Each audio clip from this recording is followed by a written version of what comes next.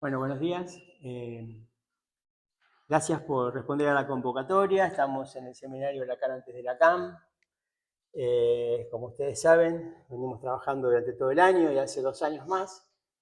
La idea es un trabajo con los textos postfreudianos.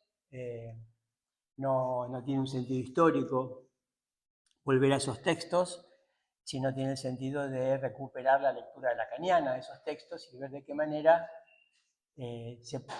podemos trabajar en el sentido de hacer discurso del psicoanálisis de lo que nos aportaron los llamados postfreudianos. Como ustedes saben, estamos haciendo un problema, digamos así, del tema de la significación y el sentido, ¿no? Estamos tomando esa idea de Lacan de que la interpretación es del sentido y va contra la significación, con lo cual esa diferenciación es importante. Y de alguna manera está en el título de lo que yo pretendo desarrollar hoy, dado que el título, como ustedes saben, es El sentido blanco, ¿no? Título un poco enigmático, pero que compromete indudablemente la problemática del sentido. Llamo la atención para los que no lo vieron, que musicalizamos uno de los flyers con una canción de Sandro que hay que tomar textualmente. Voy a leer lo que dice justamente en ese fragmento de la canción, porque me parece que tiene mucho que ver con lo que vamos a hacer, ¿no? Dice la canción: lenguaje que se escapa en palabras sin sentido, y todo cuanto diga absurdo habrá de ser. Así que bueno, espero que lo tomen literalmente y quiero tratar de contextualizar este absurdo, ¿no? que voy de alguna manera a desarrollar. Como ustedes saben, partiendo de la exposición de María Gabriela Correira la última vez, que se refirió específicamente al caso del hombre de los lobos, el tratamiento con Freud y el tratamiento con Ruth McBrunswick, hicimos un curso con María Gabriela y bueno, ella toma la parte que más o menos sintetizó la otra vez y yo tomo lo que voy a desarrollar también sintéticamente en la medida que pueda hoy. La parte que yo elijo para este curso, digamos así, y en este caso para esta presentación, es una lectura que hace Michel Bousseiroux en un libro que se llama, se los muestro ahora, Lacan, el Borromeo, ahondar en el nudo. En este libro, bueno, ahora voy a explicar un poco qué espíritu recoge y que voy a tratar de introducir, qué espíritu tiene, qué espíritu desarrolla, de qué se trata. Eso voy a tratar de introducirlo para ustedes. Es un libro bastante difícil. Tiene 2 capítulos sobre el hombre de los lobos. Un capítulo que se llama La espe de un laps, el equívoco de lo real. Vamos a anotarlo para que...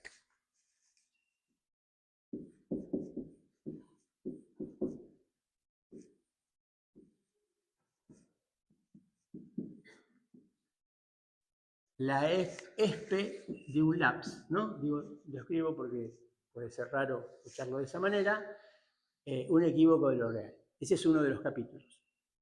Y otro capítulo se llama El borderline del hombre de los lobos. Es imposible tratar, digamos, lo que Bousseiroux trabaja del hombre de los lobos sin una breve introducción sobre lo que Bousseiroux toma como contexto, que como ustedes pueden deducir del título, es el tema de del nudo en Lacan, ¿no? De la nodalidad en Lacan. Y es un tema que nos va a situar en la enseñanza de Lacan del seminario 20 en adelante. ¿No? Estamos hablando del seminario 20 al 27, ¿no? Son la cantidad de seminarios que siguen al 20. Es a partir de ese seminario que Lacan trabaja el tema de los nudos. Y es una época en donde Lacan justamente dice, a diferencia de lo que dice en toda la época anterior, yo no busco encuentro, citando a Picasso, dice al revés, yo no encuentro, pero busco. Entonces la idea es que podamos situar en qué consiste esa búsqueda lacaniana en esta última parte de la enseñanza de Lacan. Para el contexto de este seminario parece una mancha en el cuadro, en verdad tiene poco que ver con lo que venimos haciendo en algún sentido, así que yo quiero encontrarle un sentido que por qué, qué función podría cumplir hacer esto, ¿no? Hacer esto en este seminario. Bueno, para mí, ustedes fíjense que nosotros venimos trabajando una serie de temas este año y el año pasado, que giran todos de una u otra manera alrededor del objeto A, ¿no? De su origen, de su historia, de la historia de cómo Lacan lo inventa y de su función, ¿no? Porque efectivamente el objeto A cumple una función importantísima en la enseñanza de Lacan. Quedan siempre preguntas alrededor del objeto A y eso es lo que tratamos de trabajar. Y bueno, la idea cuál es que bueno, ahora vamos a un poco desmarcarnos de todo ese periodo con lo que Lacan hace a partir del seminario 20, ¿no? Que es un poco cómo Lacan continúa después de ese trabajo alrededor del objeto A, que nosotros tratamos de recuperar en el seminario. La idea cuál es que entonces eso que Lacan va a terminar haciendo puede a nosotros servirnos de idea respecto de, digamos, cómo poder leer lo que estamos haciendo. Es decir, ¿no? Como cuando uno se entera de cómo después las cosas siguen, por ahí eso da sentido a qué es lo que estamos haciendo, qué es lo que se hizo antes, ¿no? Un efecto aprecub, digamos así, ¿no? Es bueno tener una idea, porque yo no creo que vaya más allá de hacernos una idea, ¿no? De lo que Lacan hace con los nudos, que es un capítulo bastante difícil, y es un capítulo en el que muy pocos se aventuraron, ¿no? Yo encuentro efectivamente que de todas las personas que han trabajado el tema de los nudos, hay dos personas que respeto y que me parece que han intentado hacer una lectura que significa no tomar una parte de acá y una parte de allá, sino hacer una lectura que continúe y que tome efectivamente todo ese periodo de la enseñanza de Lacan, que es un periodo bastante largo, son casi 10 años, justamente dar cuenta de cómo, con qué elementos y qué buscaba Lacan, y que son Jean-Michel Vapereau y Michel Husserl. ¿No? Para mí son las dos personas que yo hasta ahora he encontrado que se han tomado el trabajo de hacer algo que intenta ser consistente respecto de un periodo de la enseñanza de Lacan muy enigmático y con el que no se sabe mucho qué hacer, ¿no? La idea es que ellos tienen una propuesta y bueno, vale la pena tomar conocimiento de esta propuesta. Por eso es que cuando preparaba esto y pensaba cómo me las iba a arreglar con este tema, que es un poquito árido, con un público heterogéneo, etcétera, como el que tenemos en el seminario, se me vino a mi memoria el título de esa película de Wong Kar-wai, In the Mood of Love, ¿no? In the Mood of Love, ¿no? El mood, esa palabra inglesa, difícil de traducir, que es estado de ánimo, humor, es decir, yo quisiera introducirlos al the mood de los nudos, ¿no? El estado de ánimo, el humor que nos puede llevar el tema de los nudos. Bueno, respecto de mi posición respecto a la topología, porque los nudos es un capítulo de la topología, lo que puedo decir es que a mí me parece que Lacan introduce con mucha fuerza, muy marcadamente la topología a partir del seminario 9, la identificación. De ahí en adelante pensemos que si calculamos globalmente como 30 años de enseñanza de Lacan, de los 30 años, 20 la topología está muy presente, que son los últimos 20. En los 10, a precup podemos verla presente, ¿no? Pero no está tan manifiestamente presente. Con lo cual yo creo que esto hay que tomarlo en serio, ¿no? que significa, insisto, me parece que hay cierta dificultad para aceptar esto. He escuchado muchas veces gente que no lo toma en serio o pretende que Lacan no lo formulaba en serio. Sin embargo, creo que vale la pena hacer el trabajo de ver si esto pesa o no pesa en el psicoanálisis a partir de Lacan. Yo creo que sí, que pesa. Con lo cual llego a la conclusión de que puede haber topología sin psicoanálisis, si es un riesgo, pero yo no sé si puede haber psicoanálisis lacaniano sin topología, ¿no? Y la topología no es hacer los dibujitos, ¿no? Y hablar del toro, y hablar del nudo Borromeo. Es otra cosa, ¿no? Es encontrar cómo opera en el discurso. Y bueno, ese es un trabajo que me parece que queda por hacerse, ¿no? Empecemos entonces por cómo Lacan introduce la topología en el seminario 9, lo introduce con el tema de las superficies topológicas, ¿no? Ustedes habrán escuchado hablar del toro, de la botella de Klein, del Troska. No vamos a tomar eso porque estamos en la otra etapa, que es nudos. Y efectivamente lo de los nudos parece volver al principio, ¿no? Al principio de la enseñanza de Lacan, que como todos más o menos tenemos conocimiento, se origina y se ordena a partir de una distinción de registros, ¿no? Que son lo simbólico, lo imaginario y lo real. Escuchamos en una de las presentaciones a Valentín Bernasconi hablar de la intersubjetividad, y ahí discutíamos de qué manera la intersubjetividad introducía esa terceridad, que es la del gran otro, de modo de poder hacer un relevamiento de cómo opera lo simbólico justamente en este juego de registros. En ese momento y en los primeros tiempos, ¿no? Lo real no se puede diferenciar demasiado de la realidad, ¿no? Y ese es uno de los problemas. Lacan, en cuanto avanza en su enseñanza, ¿no es cierto? Vamos a ver cómo va a ir diferenciando la realidad, que puede ser considerada realidad psíquica, por ejemplo, el fantasma, cómo va a diferenciar la realidad de lo real. Y cada vez es una preocupación mayor y es el punto en el que Lacan pone la mayor intensidad respecto de su trabajo teórico y clínico, entiendo, al mismo tiempo. Por eso que los registros pasan de ser registros a ser dimensiones. Y lo que es interesante entender ahí es que cuando imaginario, simbólico y real, o como después se transforma en real, simbólico, imaginario, pasan a ser dimensiones, lo que es importante es entender cómo eso compite o discute o es un trabajo para desplazar la idea de las dimensiones que tenemos en el tratamiento del espacio físico, que tiene como referencia un sólido, cualquier sólido que sea, y el sólido que rige nuestra vida psíquica es el cuerpo, ¿no? Entonces, estas tres dimensiones que están representadas por el cuerpo, alto, bajo, profundidad, etc., las tres dimensiones del espacio físico, ¿no?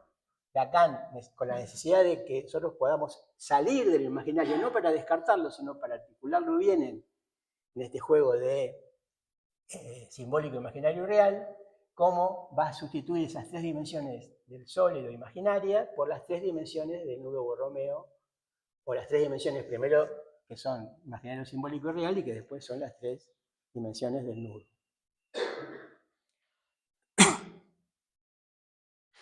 Bueno, con esto entraríamos ya más directamente, digamos así, en alguna de las propuestas de Michel Bouzereau respecto de Lacan y el Borromeo.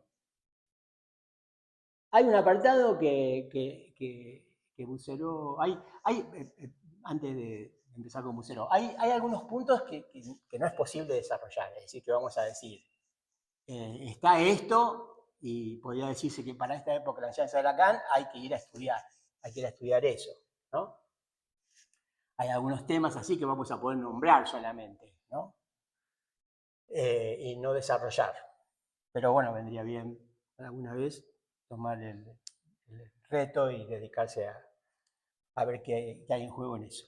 Bueno, hay todo un apartado, digamos, como empieza el libro de Husserl, que lo llama la poética del analista. ¿No? ¿Se entiende? Po-ética del analista. Y comienza con una reflexión sobre la interpretación. ¿No? El analista tiene el deber de interpretar.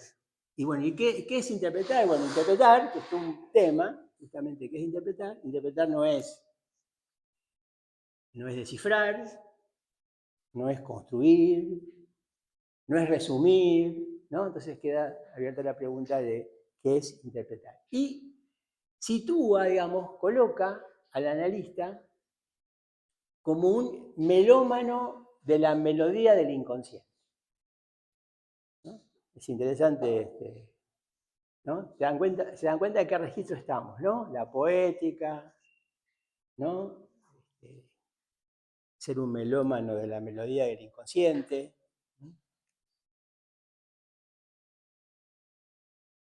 La interpretación de entrada en digamos, quiero decir, cuando yo digo Husserl, acá estoy diciendo que Husserl se sitúa perfectamente en el tiempo de la enseñanza de Lacan, en donde se trata de los nudos. Y se trata de los nudos solamente en pos de ese discernimiento entre la realidad y lo real, ¿no? Y tomarse en serio el tema de lo real, ¿no? Después vamos a ver en el desarrollo un poco por qué es importante tomarse en serio el tema de lo real. Entonces, interpretar es un deber del analista, pero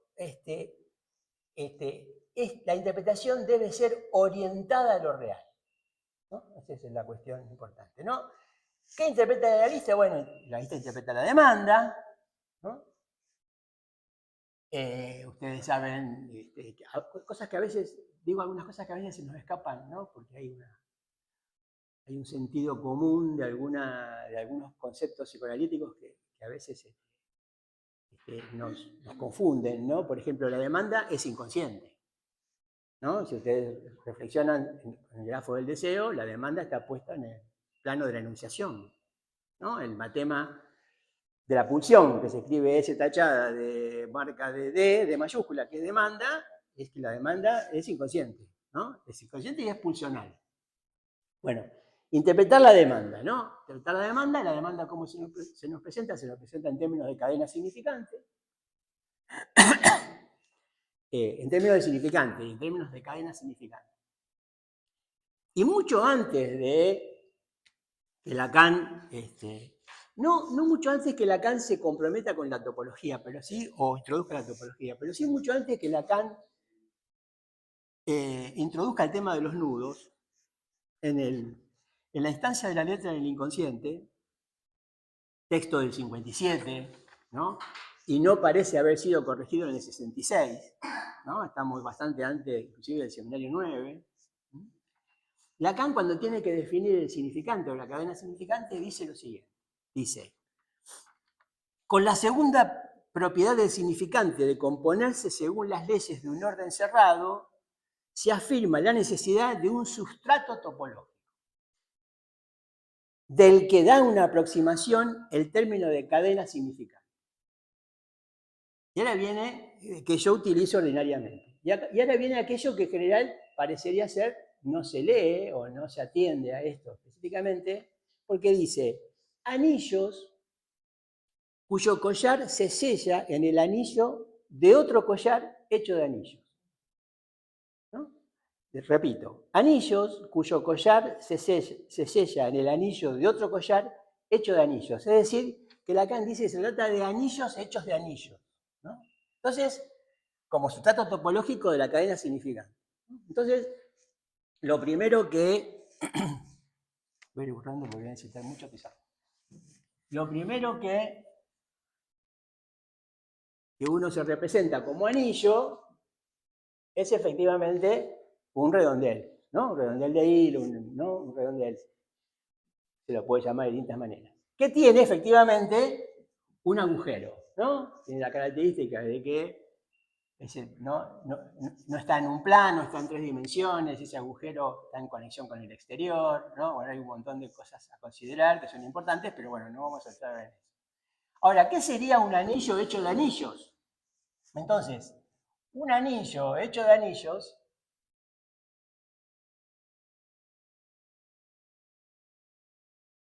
es esto, ¿no? Inmediatamente ustedes ven la similitud que hay entre un redondel y el anillo hecho de anillos. El anillo simple, que no está hecho de anillos, tiene un agujero, pero, ya le voy a explicar por qué, el anillo hecho de anillos no tiene un agujero. Este es un falso agujero, ¿no? Digo, ¿por qué es un falso agujero? Porque si ustedes observan con un poquito de detención, hay que entrenarse, ¿no? Como acá pasa por arriba este redondel y acá pasa por arriba este redondel, ustedes pueden perfectamente mover este hilo, estamos en 3 dimensiones, y deshacer el anillo, ¿no? En ese sentido, este es un anillo hecho de anillos y este es un falso agujero. Este no, pero este es un falso agujero. Entonces, ¿qué sería un anillo hecho de anillos? Bueno, sería algo así. Tengo más acá por la cámara.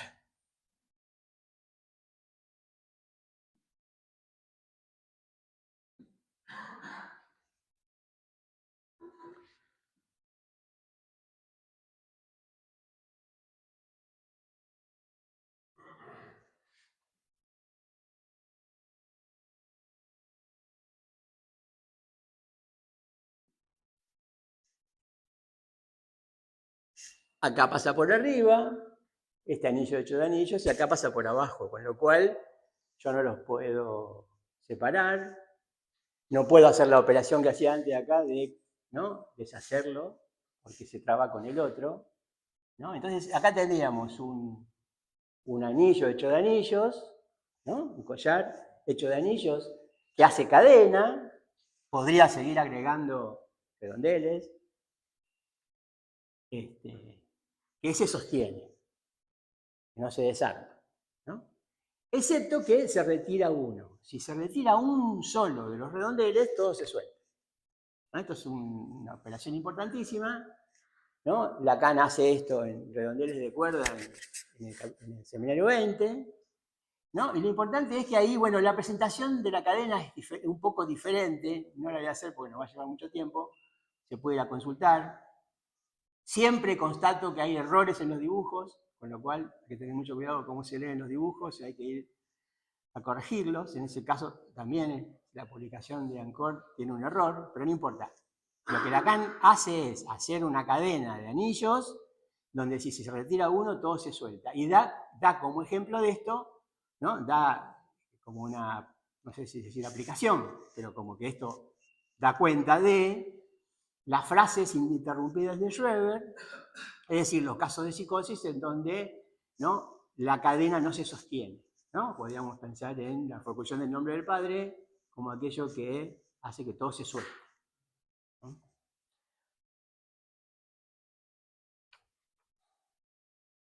Bueno, sigo un poco con el tema de la interpretación, ¿no?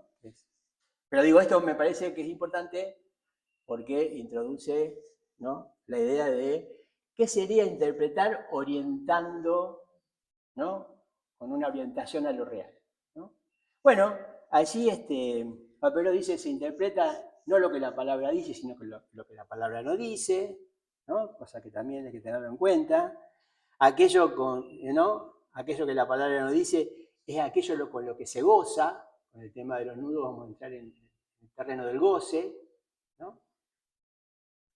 En esa orientación a lo real, de lo que se trata es de lo que Buceró llama los cambios de vía. Es decir, ¿no?, cuando yo tengo una cadena significante, ¿no?, la metáfora nos está indicando algún significante reprimido, dar cuenta de ese significante reprimido por la vía de la sustitución, abre otra cadena significante, es decir, usa la metáfora del riel para inclusive hablar de cambios de vía. Y estos cambios de vía deberían orientarse, no es cualquier cambio de vía, debería ser cambios de vida elegidos para que, ¿no?, la interpretación fuera orientada a lo real.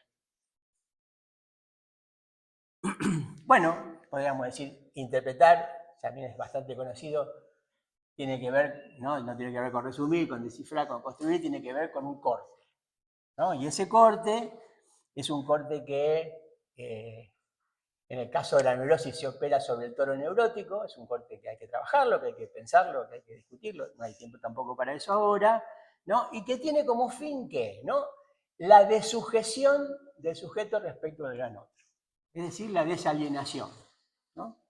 Cosa que me viene bien para, sí, para promocionar nuestro próximo encuentro, que va a estar a cargo de Guillermo Ducré y con la colaboración de Martín Boselli, que va a ser sobre la afánesis.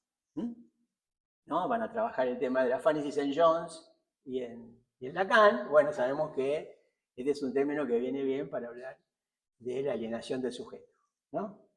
Como opuesta a la separación.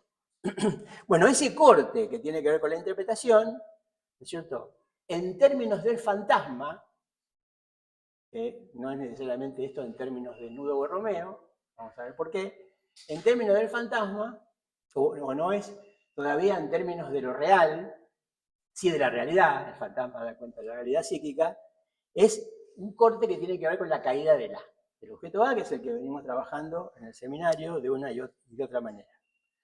Es decir, antes de los nudos, el acceso a lo real venía por el lado del fantasma. Y a partir de los nudos, ¿cierto? Esto cambia a que el acceso a lo real es a partir del síntoma. Hay una importante diferencia en este posicionamiento. Pero este cambio no es que se como siempre, ¿no? Digo, nosotros, después de más allá del principio del placer, en Freud no descartamos la interpretación de los sueños, ¿no? Digamos, significa las cosas se van resignificando.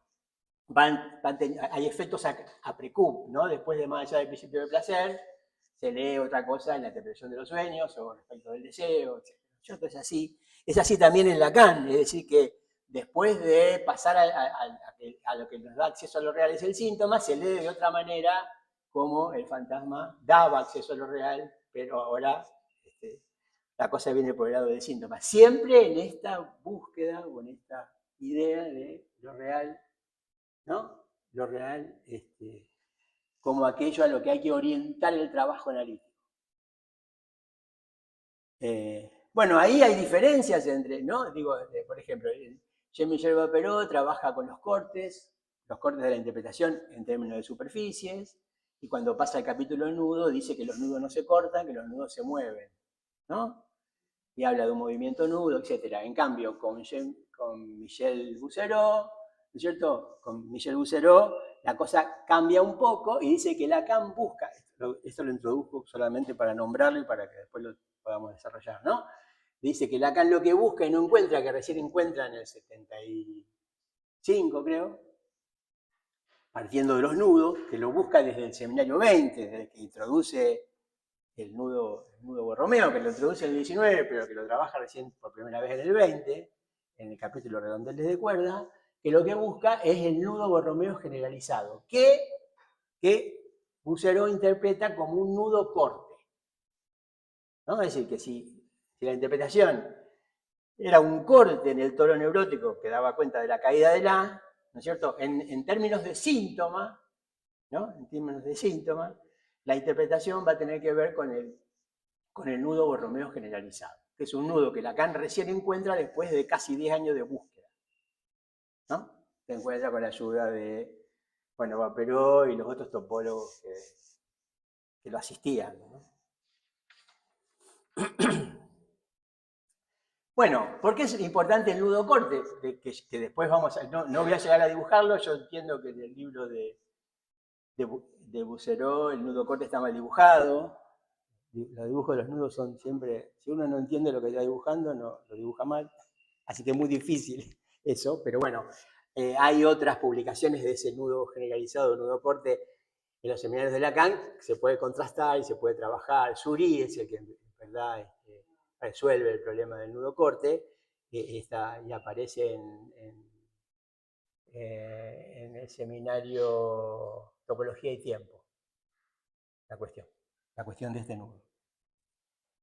Bueno, el asunto es que nosotros tenemos un curso que estamos dando, pretendemos dar con María Gabriela, que tiene que ver con anudamientos y desanudamientos en el hombre de los lobos, ¿no?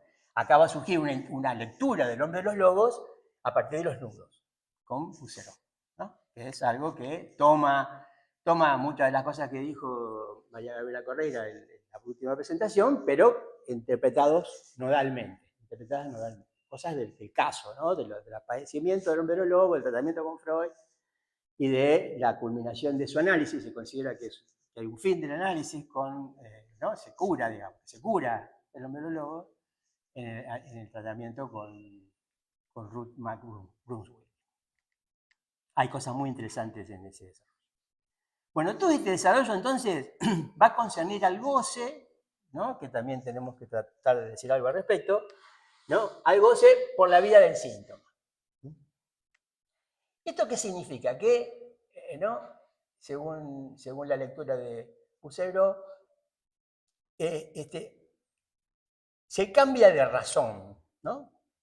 Hay un cambio de razón entre estas, ¿no? Hay un cambio de razón, inclusive podríamos decir así, si se quiere, no solamente entre Lacan mismo dentro de sus periodos de enseñanza, sino que entre Lacan y Freud hay un cambio de razón, ¿no? Se va a sustituir la razón que podemos llamar de amor a la verdad, ¿no? Son todos términos que se pueden abrir y que habría que abrirlo y pensarlo, que tratan de cómo, digamos, que concierne, digamos así, a cuál es la salida del sujeto supuesto saber, o sea, la transferencia, cuál es la salida de la transferencia que se sostiene con la verdad mentirosa, ¿no? Sabemos qué pasa con la verdad mentirosa, no es otra forma de dar cuenta de la verdad, sino a través de la mentira. Eso supone, ¿no? La cuestión del gran otro, la verdad en psicoanálisis es simbólica, ¿no? Pertenece al registro de lo simbólico, no de lo real, ¿no? Toda esta última parte, Lacan articula todo el tiempo la relación entre la verdad y lo real, como que no coinciden, y las dificultades que hay en esa relación, si hay alguna, digamos. Y esta salida de la transferencia por la vía de, que se sostiene con la verdad mentirosa, ¿no? Supone una caída del goce, que es la caída del goce ¿de qué? Bueno, el goce del sentido, ¿no? A ver dónde lo tengo por acá. Bueno, yo no sé, yo siempre escribo mal las cosas, así que ustedes después me corrigen, ¿no? Goce es y chance, creo, ¿no? Goce en francés, ¿no? Y se hace con el equívoco, ¿no? Oigo sentido.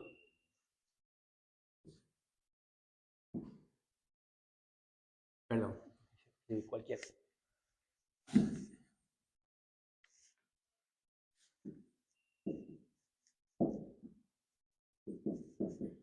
Oigo sentido, ¿no?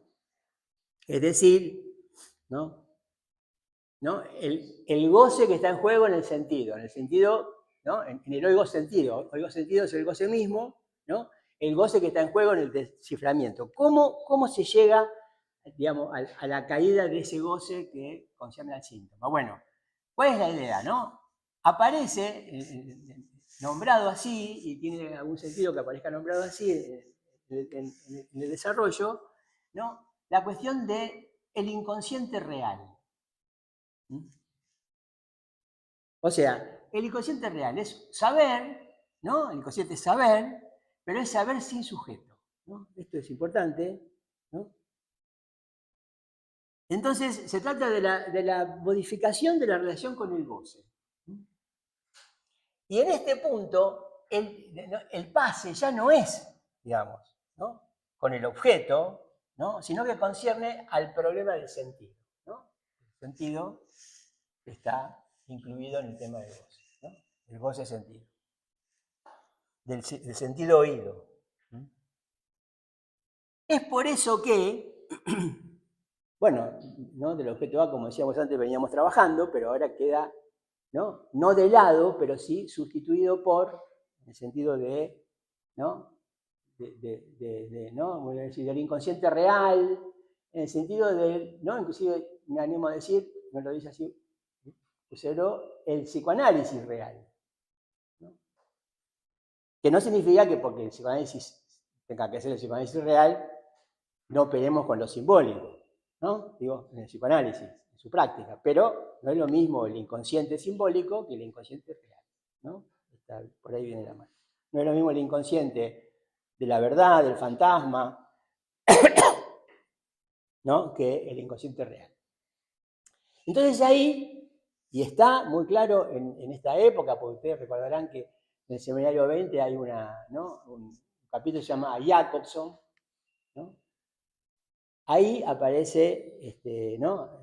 Homenaje a Jacobson Lacan en el seminario 20 y demás, y este homenaje tendría relación con la función poética que Jacobson rescata del lenguaje. ¿No? Importante la función poética. La función poética no significa, ¿no? Que, por supuesto que la función poética opera cuando se hace poesía, pero no estamos hablando de eso, estamos hablando de la función poética que está en el lenguaje siempre, aún cuando no estamos operando, ¿no? Poéticamente, si se quiere. Esta función poética que Lacan recupera de Jacobson, que es uno de los puntos que yo creo que hay que estudiar, ¿no?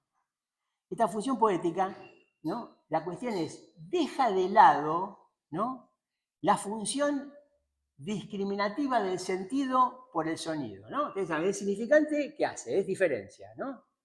Es un significante es lo que los otros no son, ¿no? Así se opera en el conjunto significante, en la estructura, ¿no? Y el sonido determina el sentido, por la función discriminativa del significante. Pero el significante ahora, en este momento, en la enseñanza, pasa a ser causa del goce, ¿no? Es decir, antes la causa estaba del lado del objeto A, ¿no? Lo hemos trabajado en alguna de las reuniones, ¿no? El escenario de la angustia, ¿no? Lacan pone a la causa del lado del A. Bueno, ahora lo que va a tomar el lugar de la causa, ¿no? Saliendo de esta función discriminativa, va a ser el significante. Es decir, vamos a pasar del fantasma que tiene atrapado el deseo, por decirlo de alguna manera, que encierra el deseo, al síntoma que concierne al goce, ¿no? Esa es un poco la... Bueno, se plantea, ¿no? que sujeto y goce son disyuntos, absolutamente, o sujeto-goce no hay, como a veces se escucha en lo que llamamos la vulgata psicoanalítica, tal vez, ¿no es cierto?, que el sujeto goza, además el sujeto no goza, o hay goce o hay sujeto. Si hay goce no hay sujeto, si hay sujeto no hay goce. ¿No? Entonces, fíjense, nosotros decíamos, el significante representa un sujeto para otro significante, ¿no? Esto en términos, ¿no?, del sujeto en su relación con el significante, ¿no? Y ahora decimos que el significante es signo del goce del significante. Es decir, el significante es causa del goce. Es causa, ¿no? Va a pasar a tener de una función senso, ¿no?, por el sentido, senso discriminativa, a tener una función senso determinativa. Va a pasar a tener de una función senso discriminativa, ¿no?, de hacer la diferencia, a tener una función senso determinativa. Así va a pasar a ser causa, significa eso. ¿A partir de cuándo pasa a ser el significante causa? A partir de Ancor, por ejemplo, ¿no? Seminario 20 en adelante, ¿no? Es más, Lacan lo dice explícitamente, habla del significante como causa del goce. Pero es importante para situar lo que estábamos haciendo, lo que después se viene, aunque no estemos en lo que se viene, vamos a seguir estando en lo que estábamos haciendo, pero sabiendo que está todos estos virajes, esos cambios que no anulan lo anterior, pero que lo resignifican, ¿no? A Precu lo Entonces, ahora donde empieza a tratarse no ya tanto del lenguaje, que sabemos que es un objeto de estudio de la lingüística, ¿no?, creado por la lingüística, sino de la lengua, ¿no? Y de la lengua toda junta, ¿no? La lengua del sonido, ¿no? Por eso lo de melómano. Entonces aparece una idea que es lacaniana, ¿no?, que en realidad se nace poema, ¿no? Se nace poema, no poeta, se nace poema. Es decir, que hay en nuestra, ¿no?, en nuestras marcas iniciales algo que concierne al poema, pero no somos nosotros poetas, ¿no? Es lo que Husserl sitúa como el pase de Lacan, ¿no? El pase de Lacan sería la producción de un poema, ¿no? Lacan dice que es poema y no es poeta, que él es poema, pero no es poeta, ¿no? La producción de un poema, ¿no? Que es creador de un efecto de sentido, ¿no? Perdón, de un efecto de sentido, o un efecto, si se quiere, también de sinsentido, de efecto de sentido como de efecto de sinsentido, o sentido blanco, ¿no? Ahí aparece la idea del sentido blanco. El sentido blanco, ¿no es cierto?, es una operación sobre el sentido, después de haber efectivamente decantado un montón de trampas del sentido, entre ellas, ¿no?, el sentido oído, como la posibilidad, digamos así, de introducir un efecto de sentido. Dice Husserl en un momento dado, ¿no? Si lo real y el sentido se excluyen, como efectivamente ocurre en el nudo borromiano, ¿no? Vamos a poner un poco de soporte visual, soporte imaginario, si se quiere, que esto no sea muy imaginario, ¿no?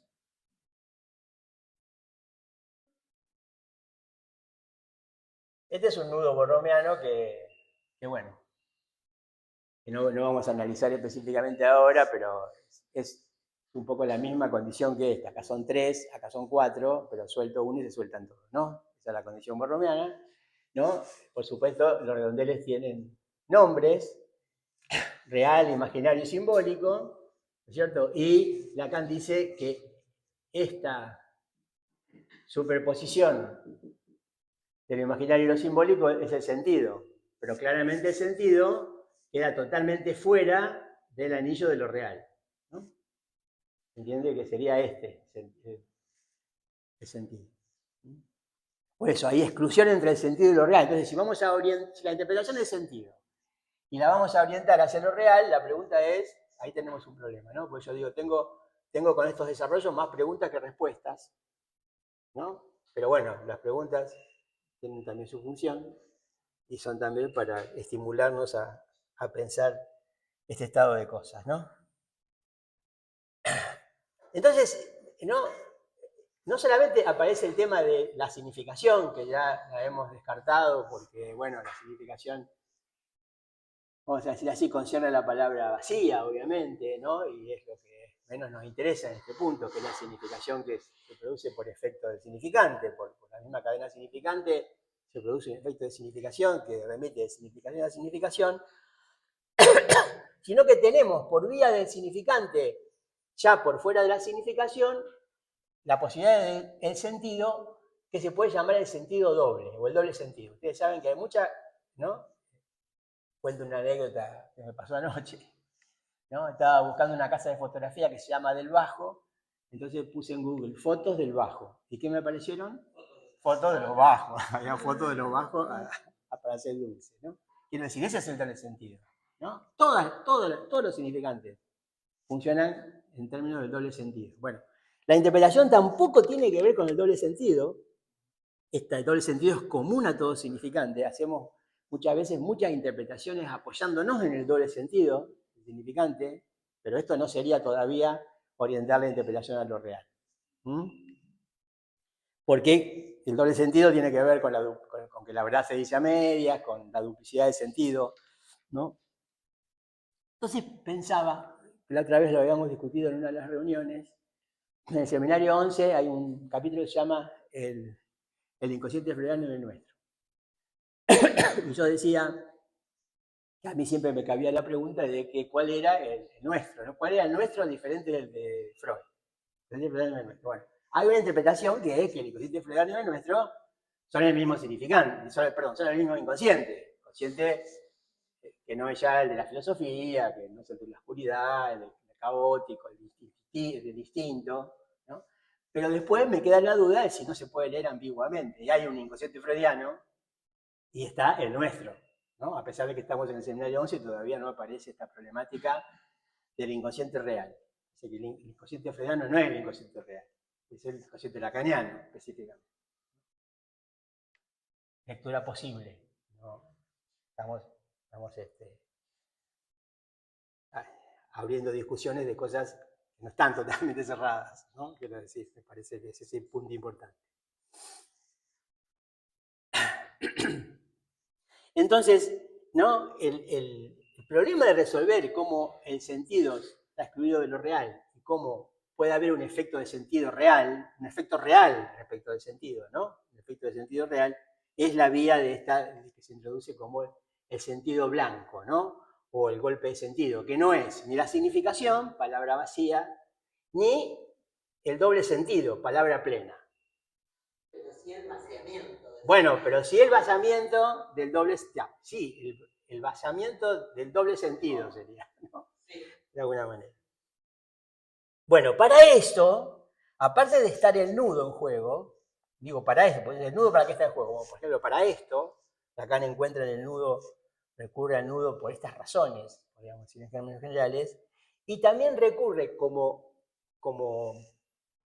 correlativo al pensamiento chino.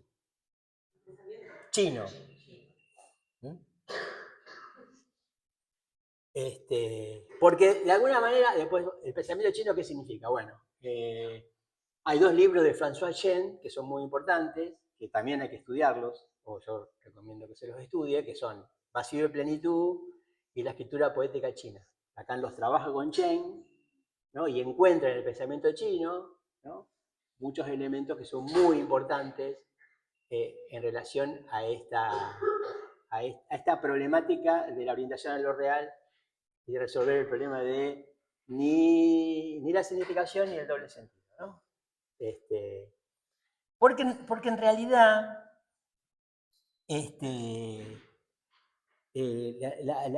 el nudo resulta en cierto tipo de interpretación contaminado de sentido. Fíjense que yo recién decía, ¿no es cierto? Le ponemos nombre a cada redondel y cuando le pusimos nombre a cada redondel generamos un sentido del nudo. Cuando generamos un sentido del nudo, el nudo se imaginariza, se vuelve imaginario, ¿no? Y ese es un problema. En ese sentido está contaminado de sentido, dice Buceró, hasta el 79, cuando Lacan encuentra el nudo borromeo generalizado, que es el nudo corte, ¿no?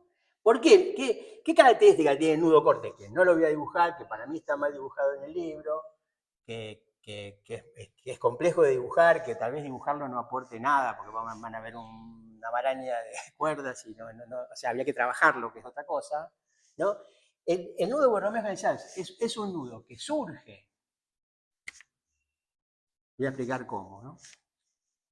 Que surge de un nudo de 4, que se convierte en un nudo de 3, pero que tiene una característica que está al mismo tiempo anudado y desanudado, ¿no? Digo, lo real concierne al nudo en tanto que desanudado, ¿no? Esto se ve bien con el tema del hombre de los lobos, ¿no? Ni hablar cómo voy a llegar rengando. Bueno, tendré que resumir más. Porque justamente anudar es nombrar, ¿no? Anudar es nombrar, lo real se vuelve sustituible, metafórico, y cuando hacemos de lo real algo sustituible, metafórico, se aleja del cociente real, ¿no? Entonces, por eso digo, no significa que tengamos que abandonar los simbólicos, significa que tenemos que tener en cuenta esa orientación a lo real, ¿no? Para, después vamos a decir bien por qué. ¿Qué hay en juego en esta cosa de que, del doble sentido? Podríamos conformarnos con el doble sentido y pensar que la interpretación es simbólica y listo, y el inconsciente es simbólico, pero ahí hay algún problema que vamos a tratar de explicar después. En el caso de la paranoia que sufría el hombre de los lobos, ¿cierto? Tenemos o todo suelto, como decíamos antes, ¿no? Anudamiento y desanudamiento, o el nudo trébol, que es justamente cuando los tres, real, simbólico e imaginario, pierden su diferenciación, ¿no? El nudo trébol es un nudo pariente del borromeo, pero donde los tres están, ¿no? Es decir, puestos en continuidad. Yo ahora voy a explicar lo de la continuidad para dar una idea. Fíjense, la puesta en continuidad es una operación que se hace con los nudos, que consiste en lo siguiente, ¿no? Cortar acá y cortar acá. Si yo produzco esa operación, yo estoy poniendo en continuidad imaginario y simbólico. Si yo pongo en continuidad imaginario y simbólico y empiezo a mover esto que queda, que no se descifra muy bien porque no estamos acostumbrados a leer los nudos, si yo pongo en continuidad, lo que yo voy a obtener es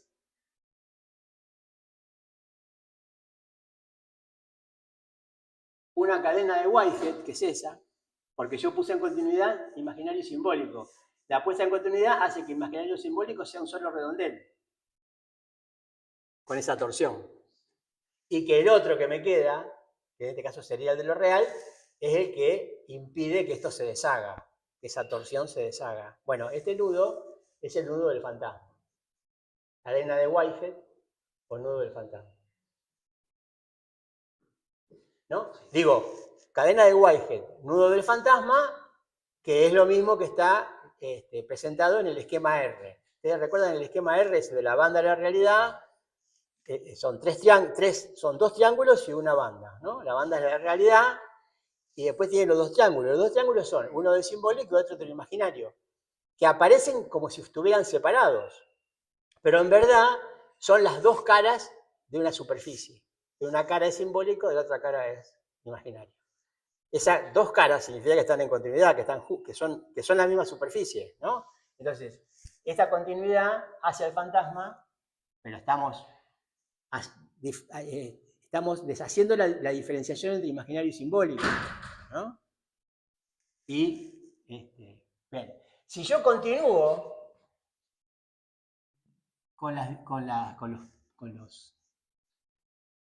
lo que obtengo es un nudo trébol. Y si yo continúo indiferenciando los registros, lo que obtengo es un nudo trébol, fíjense, ¿no? Todo esto se va, porque no sirve, ¿no? Fíjense que queda un nudo trébol en el medio, ¿no? Ese es un nudo trébol, ¿no?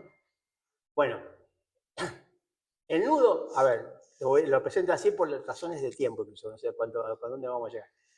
El nudo borromeo generalizado del que habla Husserl, que Lacan encuentra mucho más tarde, pero que busca desde el seminario 20, que es el nudo corte, que es el nudo que resuelve, digamos, esta búsqueda orientada hacia lo real, ¿no? Es el nudo que teníamos que suponer que, o decir que el nudo de 4 siempre es real, simbólico, imaginario, más el síntoma. El cuarto es el síntoma. Esto después se ve bien en el caso del hombre de los lobos, ¿no? Ahora bien, yo tengo el nudo de lo simbólico, el nudo el redondel del síntoma, imaginario y real, ¿no? Y entonces lo que, fíjense, perdón, hice mal.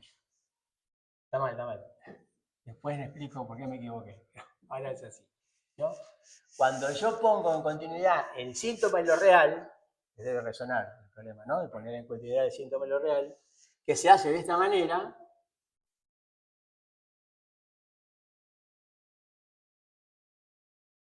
Eso sería poner en continuidad el síntoma y lo real, ¿no?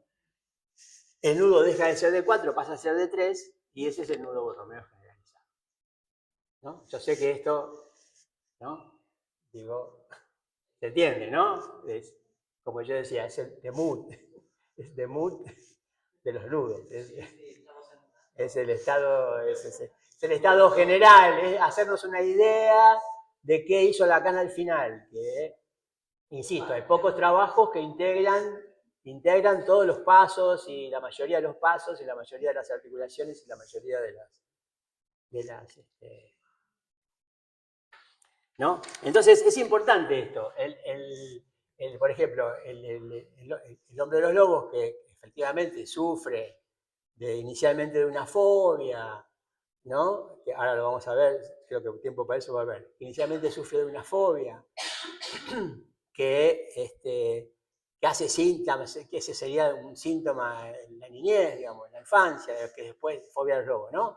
Después ese síntoma va a ser el de cuando se casa con Teresa Keller, ¿no? Después se casa con Teresa Keller, eso también va a funcionar como un síntoma, después vamos a comentar algunas cosas. ¿Y para qué? ¿No? Como cuarto nudo, síntoma, como cuarto nudo para estabilizar que esa indiferenciación de las tres consistencias, ¿no? De lo real, o sea, el hombre lobo estaba siempre, ¿no? Porque además de tener una fobia infantil, se constituye en un sujeto paranoico, ¿no? Sufrió una paranoia, la mirada, ¿se acuerdan? Dijo María Gabriela, la mirada de los lobos, la mirada que lo perseguía, todo eso, ¿no? Se constituía en una paranoia, esa paranoia apuntaba hasta que no puede zafar de esa situación, se le deshacía el nudo, entraba en ese real, ¿no? Y cada vez una nominación nueva, como en ese caso del síntoma, una nominación le permitía volver a sostener las cosas hasta que después también se le volvían a desarmar por distintas situaciones por las que atravesaba, necesitaba otra, o la otra fuera de la angustia, después vamos a hablar un poco más de esto si tengo tiempo, y la tercera fuera del fantasma. Y ahí es cuando se estabiliza y aparentemente logra una curación después del análisis con Ruth McBrunson.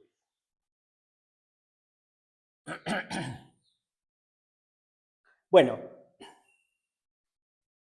entonces, se pregunta Bucero, ¿cómo es el efecto de sentido de la interpretación que tiene un efecto real? ¿No? Y no un efecto de sentido simbólico, imaginario, etc. ¿no? ¿Qué puede ser lo real de un efecto de sentido? Se pregunta Bucero, ¿no? Ahí está condensado el sentido blanco, ¿no? La idea del sentido blanco, que es un sentido claramente singular. Entonces, ¿por qué la significación la descartamos? ¿Por qué descartamos el doble sentido? Porque se trata de ver cómo se resuelve el problema del doble sentido, ¿no? Que es lo que comúnmente introduce el significante.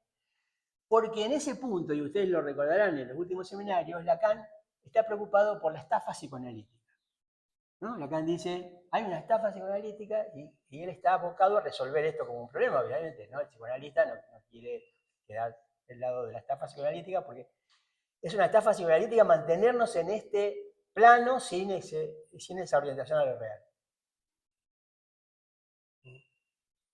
Entonces, lo que es interesante y nos lleva de nuevo el pensamiento chino, ¿no? Especialmente a Vacío y Plenitud de François Chen, es que la palabra no sería, ¿no? Ni plena, que es la del doble sentido, ni vacía, que es la de la significación, ¿no? Y surgiría un tercer tipo de palabra, ¿no?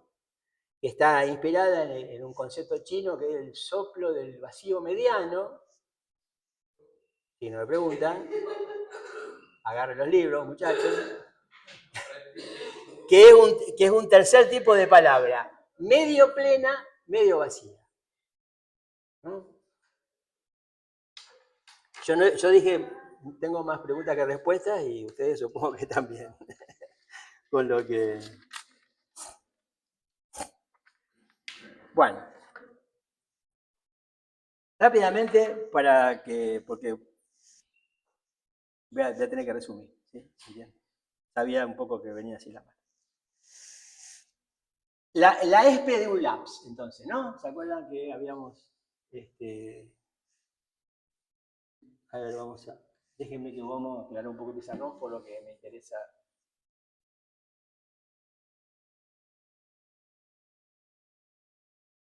Vamos a mantener lo que era.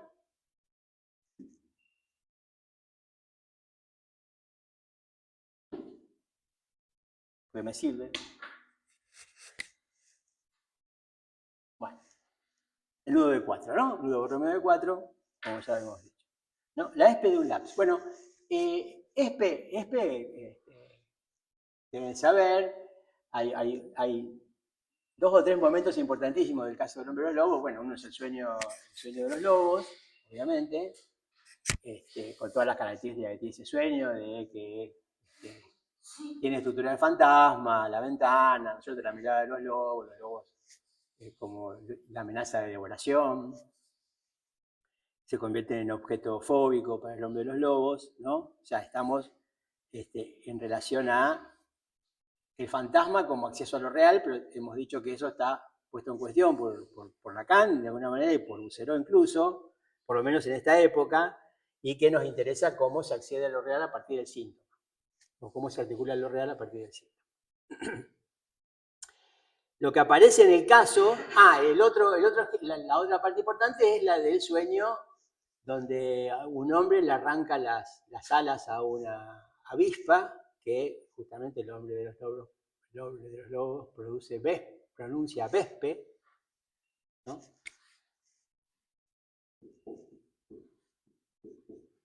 ¿No? Y que,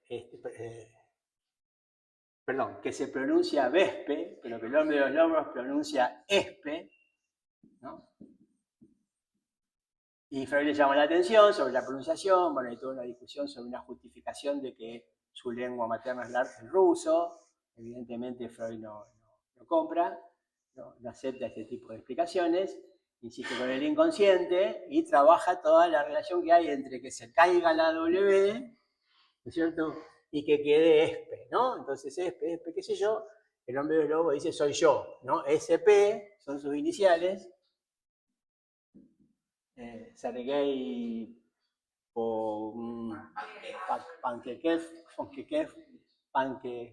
sí,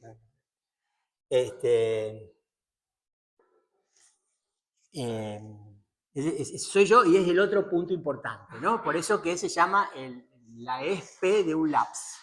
Laps, en realidad, en francés es lapso, ¿no? Lapso es un periodo de tiempo, ¿no?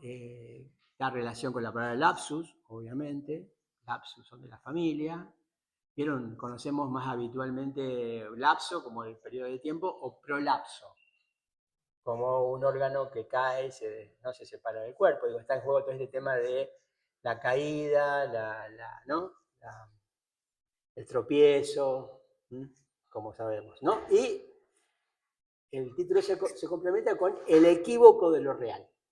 El equívoco de lo real, justamente, estaría en este nudo borromeo generalizado, ¿no? ¿Por qué es el equívoco de lo real? Porque es un nudo que, después que se hace la continuidad entre el síntoma y lo real, ¿no? Después que se ponen en continuidad el síntoma y lo real, se convierte en un nudo de tres. Es un síntoma, es un nudo que tiene por una cuestión técnica topológica que se llama homotopía, la posibilidad de producir cierta transformación que hace que el nudo, al mismo tiempo que existe un nudo que no se suelta físicamente porque está sostenido, al mismo tiempo es un nudo que por homotopía se deshace, ¿no? El nudo deshecho y el nudo trébol son las marcas de lo real, sería, ¿no? Lo real que hay que nominar para que lo real no sea, ¿no es cierto?, devastador, obviamente, ¿no? Lo real es, por definición, devastador. Equívoco porque no es un equívoco simbólico, es un equívoco nodal, ¿no? Es un equívoco de lo real del nudo. Por eso es un equívoco de lo real, ¿no? De nuevo, otro tema ¿no? Insisto, además tenemos la complejidad de que esto está bien o mal dibujado y entender bien la homotopía y entender bien qué más hay en este nudo borromeo generalizado. Pero que está definido y dicho como que es el que Lacan buscaba en ese momento. Entonces, bueno, está, por supuesto, ese pase a lo real de la escena primaria, que Freud reconstruye a partir del sueño de los lobos. Pero está este lapsus, ¿no?, que es testimonio, dice Husserl, de una apertura al inconsciente real, ¿no? En este lapsus hay algo, ¿no? Porque, bueno, se trata de letras y porque se trata de qué interpretación darle a ese hombre que arranca las alas a la avispa, que aparte termina convirtiéndose en el reconocimiento de soy yo, ¿no? Dice Husserl que cuando el hombre de los lobos dice soy yo, que aparte Husserl pone en duda de que se trate del sujeto cuando dice soy yo, ¿no? Que cuando el hombre de los lobos dice soy yo, se trata de una identificación al lapsus, ¿no? Que se identifica porque dice soy yo. y que lo propone como modelo de identificación al síntoma, ¿no? Ustedes ¿no? Vieron que venimos trabajando el problema de la identificación, ¿no? En la posición de Diego García, ¿no? Estaba todo el tema alrededor de Perkin, de cómo esa escuela terminaba, ¿no? Con la identificación. Tenía como límite la identificación y siempre la identificación era identificación al analista. ¿Cómo se puede ir más allá del plano de la identificación? Es un tema bien lacaniano. Y Lacan, por el tema de la identificación, hacia el final de la enseñanza, en la época de los nudos, etc., propone la identificación al síntoma, que también genera muchas preguntas, ¿no? ¿Qué sería la identificación al síntoma? Acá hay un ejemplo de que cuando el hombre o lobo dice soy yo, sería un modelo reducido de la identificación al síntoma, ¿no? Sería por eso que incluso, por eso que incluso Husserl lo pone como poniendo en duda que sea el sujeto. De cuando él dice soy yo, se trata del sujeto, ¿no? Recordemos, todo esto apunta a la desujeción, a la desalienación, ¿no? Y es la del sujeto. Que sea el sujeto el que dice soy yo, no dice, es una pregunta. Dice, pregunta, ¿es SP como sujeto? Dice, ¿no? Y no dice, ¿no? Lo pone en duda que sea el sujeto por preguntar, pero no da respuestas. Entiendo. Esa operación que reducía esos dos a uno,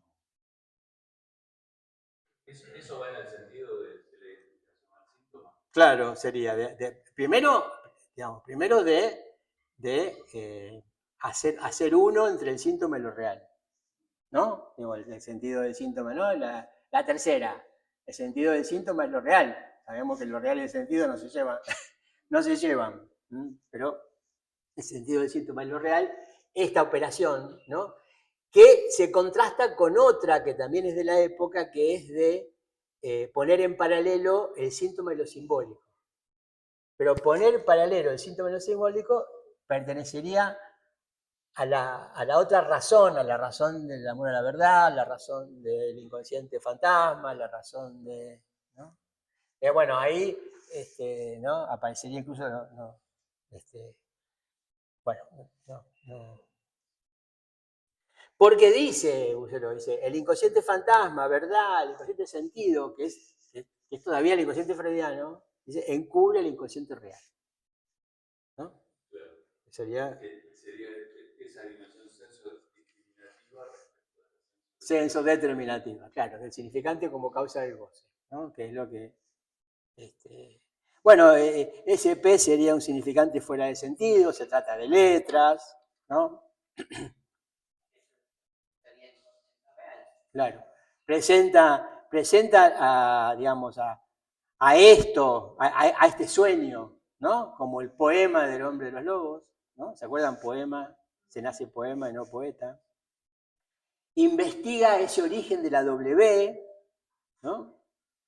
Ese origen de la W, como en la historia de las cosas que le ocurrieron al hombre de los lobos, con la escena con la grulla, ¿no? Está ese tema de la B, de la W, como letras. Pues se dice, ¿de dónde, de quién proviene ese sentido que oigo en la palabra y de quién es el jouissant, ¿no? El goce sentido, refiriéndose a el goce que hay en lo que se escucha en ese sueño, ¿no? Bueno, que por supuesto Lacan apostaba a los juegos de homofonía, que corresponden a los poetas, obviamente, pero que había que aplicarlos donde convenía, como diciendo, no se trata de jugar con la homofonía y ya, ¿no es cierto? Tendría que jugar para el corte del decir, como que en el toro es el corte de en la neurosis es el corte del toro. Se trata de ir, dice, contra la palabra, contra el otro de la palabra, ¿no? El otro de la palabra, el gran otro de la palabra, ¿no?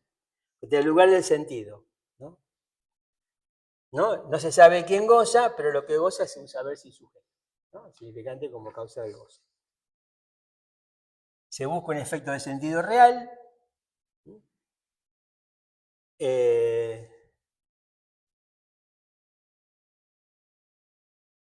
Cuando se duplican o cuando se ponen en paralelo el síntoma y lo simbólico, ¿no es cierto? Dice que esa es una duplicidad inherente al sentido doble, ¿no? Ese sentido que efectivamente obstaculiza el inconsciente real, ¿no? ¿Por qué? Porque hay, por ejemplo, reversibilidad de la metáfora. Sabemos que la metáfora es reversible. Lacan se preocupa en un seminario sobre las operaciones que no serían reversibles, ¿no? O sea, hay una reunión que ahora no tuve tiempo de ir a ubicarla, de lo que él llama el contra-psicoanálisis, ¿no? Ciertas operaciones que no hagan reversible la operación, porque algo así como que, ¿no? Lo hace con un nudo, con unos cortes y unas operaciones donde dice, bueno, pero esta operación es reversible. Y la idea es que la operación no sea reversible. No, la metáfora es una operación reversible, evidentemente hay una reversibilidad de la metáfora, que, por supuesto, por esa misma razón, es obstáculo al inconsciente real, ¿no? Que pertenecen al inconsciente simbólico. Por eso que se trata de interpretar, dices, empalmar, lo que estuvimos haciendo, esa continuidad, ¿no? Y ensamblar el síntoma con lo real, ¿no? Ensamblar el síntoma con lo real es lo que daría el nudo borromeo generalizado, que es la realización del nudo corte, ¿no? Que ya expliqué, que se desanuda por homotop, ¿no? Que es lo que Lacan busca del seminario 20.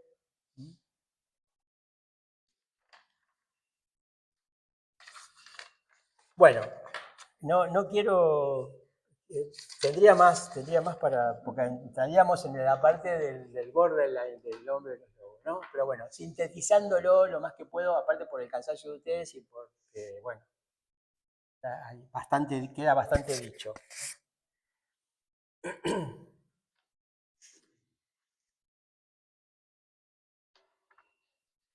Cuando empieza el análisis del hombre de los lobos, o sea, vamos a hacer 10 minutos más, ¿sí? ¿Les parece? Cuando empieza el análisis del hombre de los lobos, Freud le manda una carta a Ferenczi. Y le dice lo siguiente, para sorpresa de todos nosotros, en la carta. Al fin y al cabo, dice, no soy más que una máquina de ganar dinero que se está calentando durante estas semanas. Podríamos seguir el ejemplo. Un joven ruso y rico, al que acogí en tratamiento por enamoramiento obsesivo, me confesó después de la primera sesión transferencias siguientes. Embustero judío, le gustaría darme por detrás y cagarse en mi cabeza. A la edad de 6 años tuvo un primer síntoma en forma de blasfemia contra Dios, cerdo, perro, etc. Cuando veía en la calle 3 montoncitos de basura, le molestaban por la Santísima Trinidad y se ponía a buscar angustiosamente un cuarto montón para destruir la reminiscencia. ¿No? Es fuerte, ¿no? Es fuerte. Bueno, esto para empezar se interpreta para el análisis positivamente, porque no, como dice Lacan en el seminario de la angustia, al analizante o al paciente, digamos, le cuesta en esa idea de dar y recibir, dar el punto de angustia, ¿no? Esto cuesta que aparezca. En el mejor de los casos, en lugar de la angustia, da su síntoma, dice, pero a veces ni una cosa ni la otra. Tenemos la experiencia, ¿no? De que a veces no dan nada, ¿no? Bueno, acá tenemos un ejemplo en donde aparece la angustia de entrada, ¿no? Digo, ¿la angustia en dónde está? La angustia está en este punto, ¿no? En donde él ve estos 3 montoncitos, ¿no? Fíjense que hay una relación entre digamos, la blasfemia, el pensamiento sacrílego, ¿no es cierto? Cagarse en Dios, qué sé yo qué, que aparte lo comparte con Schreber a esto, ¿no? ¿Se acuerdan que había un paralelismo con Schreber? Decía María Gabriela, pero los 3 montoncitos que Husserl los interpreta como de mierda, eran de basura, de mierda, qué sé yo qué, lo angustiaban mucho porque se les juntaban y o sea, no los podía diferenciar, ¿no? Había un problema de la indiferenciación entre lo real, lo simbólico y lo imaginario, ¿no? Se les juntaban, no lo podía diferenciar, y buscaba un cuarto montoncito para combatir esa reminiscencia, para combatir al mismo tiempo, que es paralelo a esto, su pensamiento sacrílego, ¿no? Bueno, entonces, la primera cuestión de que aparece efectivamente un nudo de 4, ¿no? Quiero decir, el cuarto montancito sería el nudo de 4, digamos, y es que lo que hace él, lo que él opera con sus síntomas. Yo había nombrado hoy dos rápidamente, la fobia a los lobos y el casamiento con Teresa Keller, que efectivamente Freud lo interpreta como una pasión amorosa con empuje a la mujer, ¿no? Y el empuje, el empuje en alemán es Durchbruch.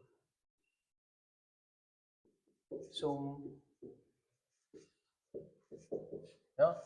Se pronunciaría Durchbruch zum Beil, que eso sería el empuje a la mujer, ¿no?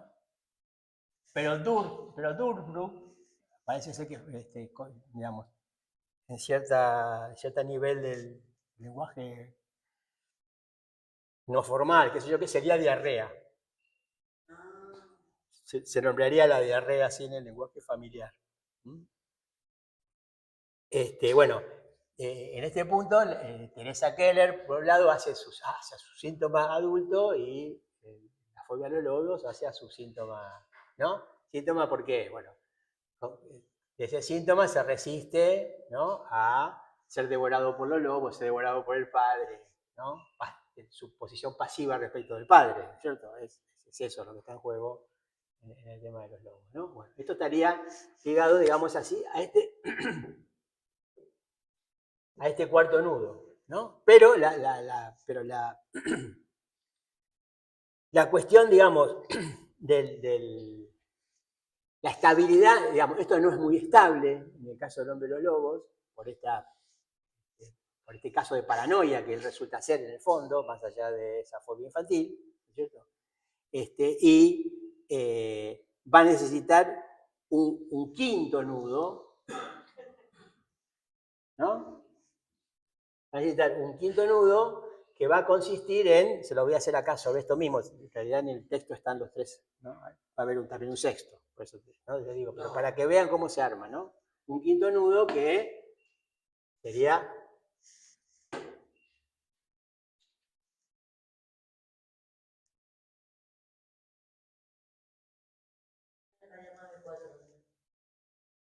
sí, por supuesto que esto supondría que, ¿no?, como ya había 4 y estaban juntos, ahora se supone que esto tiene que variar. Estos dos tienen que estar, ¿no? No tienen que estar anudados. ¿Se entiende? Que ahora este collar hecho de anillos está sobre este collar hecho de anillos, pero no está anudado, lo acabo de pasar para arriba. Y ahora lo que los anuda es el quinto, ¿no? Entonces teníamos 4, el 5. Quinto, la angustia, ¿no? Que concierne, digamos así, había que desarrollarlo, al 5 romano, ¿no? La función que tiene esa B, ¿no?, que le produce angustia cuando las alas de la mariposa batiendo, le produce angustia.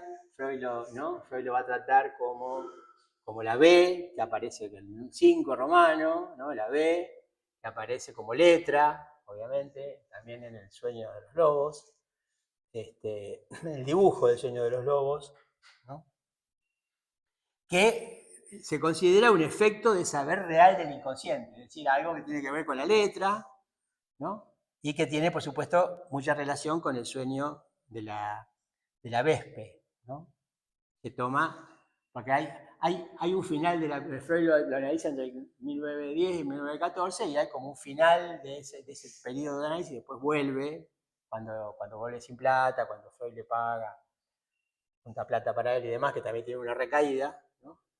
El sueño de la Vespe, también tiene ahí su papel. Y hay un quinto,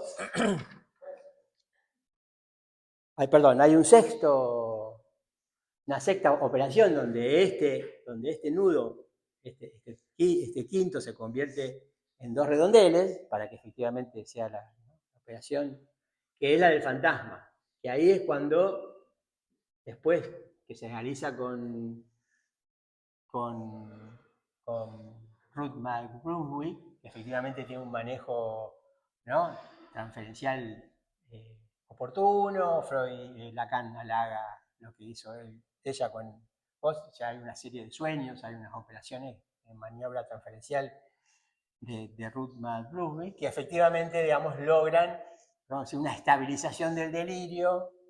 Se torna, digamos, abandona esa especie de pasión de Cristo, de ser Cristo para el Padre, de esa posición de sumisión, de sometimiento, toma una posición viril, tiene una transferencia heterosexual con ella, y empieza a poder usar el hombre de los lobos como su nombre, ¿no? Empieza a poder usar el Wolfsman como su nombre propio, digo, ¿no? Escribe entonces sus memorias, ¿no?, del hombre de los lobos por el hombre de los lobos, ¿no? Y firma con ese nombre.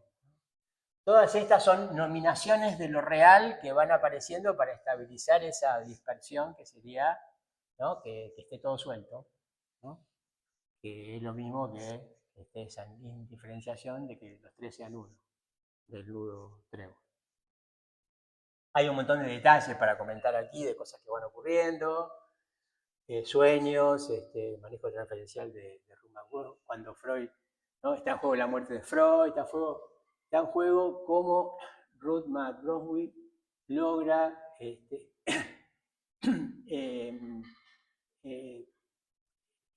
intervenir la transferencia que había quedado con Freud, porque Freud había quedado una transferencia donde se consideraba el hijo preferido, que daba lugar a una megalomanía de él, hace aparecer la transferencia negativa con Freud muere, hace aparecer la transferencia negativa con Freud, el odio, que está desplazado hacia algunos otros personajes de su entorno, el profesor X, que tiene que ver con alguna intervención en la cara, estaba muy obsesionada por la nariz, por marcas en la nariz, por cicatriz, etc.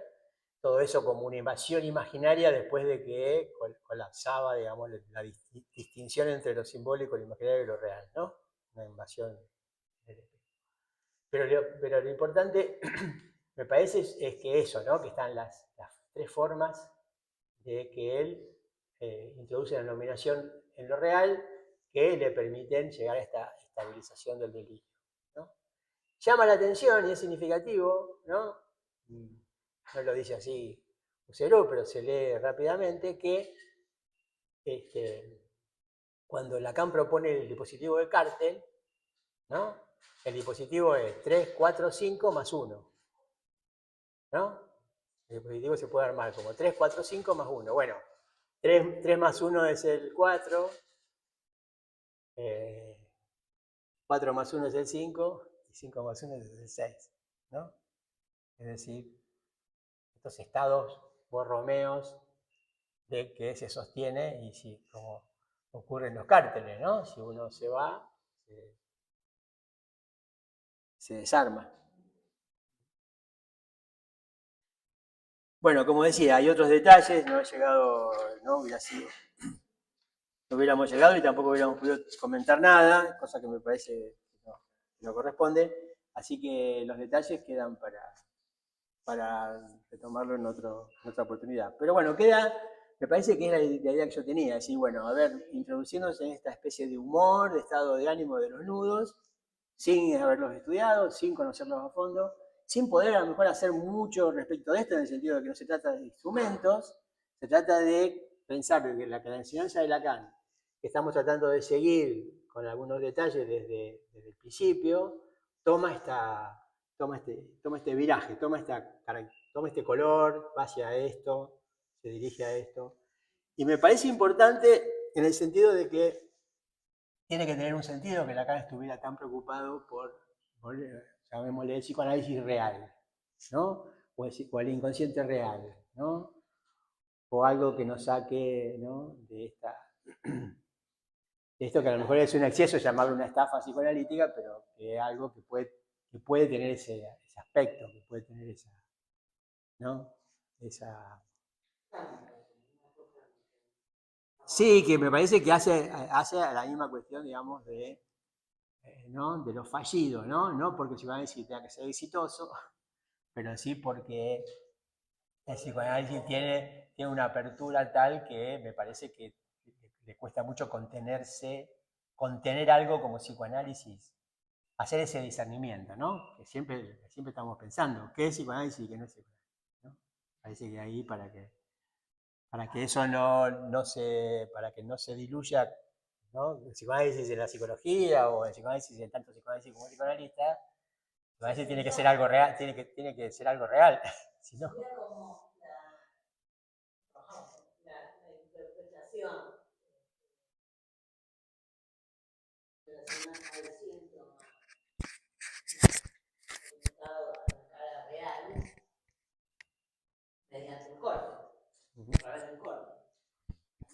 Claro, sí. Yo creo que lo que busca, ¿no? Si Lacan encontró, Husserl habla de un corte restringido y un corte generalizado, ¿no? O sea, el corte restringido sería el corte de la neurosis que se opera sobre el tono.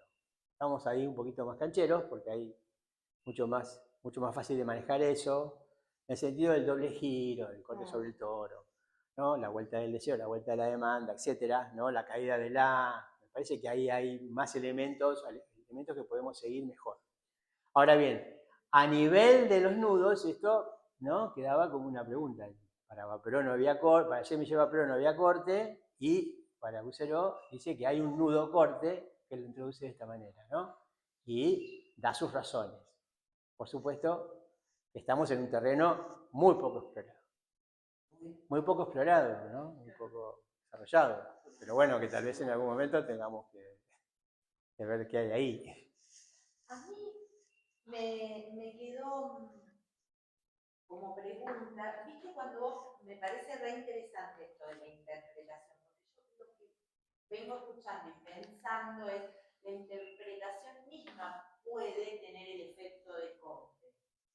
Sí, claro. Cuando vos decías, Héctor, la interpretación orientada a lo real por la vía de la palabra no dicha, yo te quería preguntar, que ahí para mí también estaría en juego la metáfora, a ver si vos lo pensás ahí, o la dimensión de la metáfora, porque eso no dicho, si yo lo entiendo bien, de algún modo tiene que estar dicho a través de otra representación.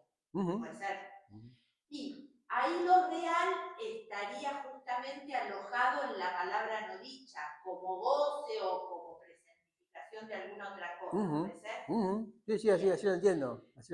Bien. Y otra cosa que quería acotar, no sé si sirve o no, pero que me parece, a mí siempre me resonó, en el seminario 11, Lacan, creo que es en relación al hombre de los lobos, no lo tengo claro ahora, habla de la interpretación como que apunta el sentido, pero para revelar el sinsentido, porque justamente eso lo confronta al hablante a encontrarse con la alienación a ese significante al que está sujeto. Y me parece que también por esa vía se puede pensar lo real, ¿o no? Sí. Me parece que desde, no sé, para decirlo de una manera, siempre esto es opinable, ¿no es cierto? Para mí desde el 11 en adelante hay una preocupación por lo real, por la articulación de lo real en el psicoanálisis, ¿no? A partir de los 4 conceptos fundamentales, vos estás mencionando, si se quiere, ese seminario. Y creo que efectivamente Lacan avanza en ese sentido. Me parece que, puedo decirlo de esta manera, se encuentra con problemas, ¿no? Digo, porque a veces una cosa es declarar algo, ¿no? Porque, por ejemplo, la problemática de sentido es una problemática seria, ¿no? Yo no sé si, ¿no?, decir que el chiste es sentido en el sinsentido, ¿no? O, sí, sentido en el sinsentido, ¿no? Si eso resuelve el problema del sinsentido, ¿no? Acá aparece esta otra dimensión de el sentido blanco, que bueno, que de alguna manera, ¿no? Se escucha también respecto de la homofonía francesa, el tema del semblant, ¿no? Digo, el tema del semblant, que nunca lo había escuchado, ¿no? Me suena como semblant, como golpe de sentido, me parece una traducción más aceptable que como sentido blanco. Pero bueno, efectivamente hay homofonía en francés con el sentido blanco. ¿No? El sentido blanco que tiene que ver con que, a ver, en la topología, especialmente en la de superficies, ¿no? La convención es que una cara es roja y la otra cara es verde, ¿no? Para diferenciar las dos caras de las superficies. El sentido blanco sería ni roja ni verde. Sería ¿no? Un sin color, digamos, ¿no? Te iba a preguntar por eso, Pero bueno. ¿qué sentido le has encontrado vos del sentido blanco? Porque no me quedaba claro de ser un... Claro, no, acá se pone como un efecto real de sentido, Sí, ¿no? claro. O como un sinsentido verdaderamente más allá del sentido, ¿no? Digo, porque como que el sentido siempre se las arregla para volver o para introducirse, ¿no? Cosa que bueno, Claro, no se trata de romper todo, ¿no? Digo, sabemos, esto no es romper todo, no es romper los nudos, no es desarmar todo y demás. No es psicotizar tampoco, el sentido es entender las operaciones, pero no es lo mismo, digamos, operar con lo simbólico teniendo en cuenta lo real que operar con lo simbólico sin tener en cuenta lo real. Bueno, pero en esto que vos nombrabas, Héctor, by the way, me encantó la expresión. Pero en esto que vos nombrabas, cómo lo anterior se va resignificando, cuando en el seminario 6, acá dice, bueno, el deseo es su interpretación, trabajando como con esa frase, efectivamente ahí se produce pérdida de goce, o sea, eso implica, eso es el corte, ¿no? Y lo que hay es pérdida de goce. Totalmente de acuerdo, pero el tratamiento del goce en ese momento me parece que es diferente al tratamiento del goce. Con el diario de hoy, digamos, con esta. No, sí, inclusive siempre es así, ¿no? Lacan, qué sé yo, habla del objeto A en el seminario 6. Yo siempre dije. Pero en realidad le va dando forma y se toma muchísimo más cuerpo, si tiene cuerpo, en el 10, qué sé yo, ¿no? Claro, así. claro. Y después sigue efectivamente esa elaboración. Claro. Igual con el goce está mencionado muchas veces en la ética, no sé, pero me parece que el goce está articulado de otra manera, ¿no? A nivel de, bueno, cuando hace el juego de jouissance y, bueno, y cómo opera el sentido respecto al goce, que es un poco el punto en el que se sitúa este desarrollo. Para mí ¿cómo se sitúan los desarrollos? Yo no creo que haya, ¿no? Digo, no creo que se pueda ir de acá para allá sin olvidarse de en qué momento se está, ¿no? Acá es un contexto de estos seminarios, tiene relación con lo anterior, pero no tiene una relación en términos de significación, de que si acá dice goce, allá dice goce, es lo mismo, ¿no? En el sentido de que hace falta una operación de lectura que contextualice, que tenga en cuenta los contextos, ¿no? De desarrollo, porque bueno, Lacan, imagínense, habló durante 30 años en un seminario con una frecuencia muy importante, ¿no? No podía tener presente lo que hacía cada vez, sí tenía presente lo que quería hacer, el punto en el que estaba y las cosas que lo inquietaban, ¿no? Evidentemente, lo que abre toda esta dimensión es una inquietud respecto de esto que se llama la estafa psicoanalítica, ¿no? Lo real que no, digamos, lo real, tomar lo real seriamente, y el psicoanálisis real, ¿no? Que no digamos, que cómo el psicoanálisis define sus límites, ¿no? Cuando hay un discurso, por eso no es filosofía, por eso no es arte, por eso no es... Pero estamos todo el tiempo diciendo, no es esto, no es aquello, no es lo otro. Parece que le cuesta estar situado en lo real. ¿Barbie? Te escuchaba y me parece reconozco que proponía ponías, que ahí hablabas de una orientación técnica, ¿no? Porque proponías por lo menos 3 modos de intervención, de interpretación, ¿no? Desde, por un lado, la palabra vacía, con la significación, por otro lado, es la palabra plena, donde aparece el doble sentido. Y después decías esta otra manera de interpretar, ¿no? Que no queda del todo claro cómo ponerla en juego, pero que es distinta, ¿no? Entonces es una intervención, es una propuesta, es una lectura técnica, ¿no? De Lacan orientándonos en la clínica. Y me preguntaba, porque bueno, había notado esto de que vos decías ir contra el otro de la palabra, ¿no? Que hay un goce, goza el otro del sentido. ¿Qué pasaba qué pasaba con el lugar del analista, ¿no? Digo, en esta propuesta distinta de interpretación, ¿no? Porque, bueno, la entrada en un análisis tiene que ver con algo del supuesto saber, ahí, bueno, ¿qué pasa con el analista en esta versión de interpretación? ¿No? Digo, me hacía pensar un poco quizás en algunas cosas trabajadas en relación al fin de análisis, ¿no? Donde esto, bueno... Sí, lo que él llama, por ejemplo, el pase de Lacan, ¿no? O sea, quedaría dicho, ¿no? Algo así como dar cuenta del poema que cada uno es, ¿no? Sin ser poeta, ¿no? O sea, significa de eso que a uno lo marcó inicialmente, ¿no? Y que se puede pensar como un poema, hay una